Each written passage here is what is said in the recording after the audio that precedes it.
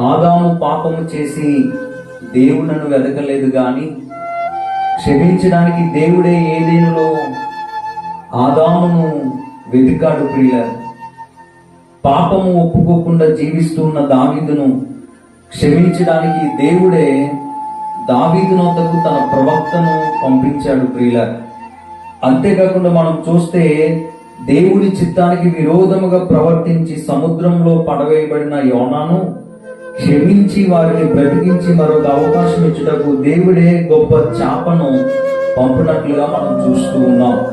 కాబట్టి పిలుపును మరిచి పాత జీవితాలను మరచి మళ్ళీ వెనక్కి వెళ్ళిపోయిన శిష్యులను క్షమించి వెతుకుతూ యేసయ్య వారి దగ్గరికి వచ్చినట్లుగా మనం చూస్తూ ఉన్నాం. విశ్వాస ప్రయాణంలో వెనుకకు తిరిగిన జీవితాలు, దేవుణ్ణి విడిచిపెట్టిన జీవితాలు, ఎంతగానో ప్రేమించిన దేవుడు వారి మధ్యకు వచ్చి వారితో మరలా సంబంధం కలిగి ఉండడానికి దేవుడు చూస్తూ ఉన్నాడు.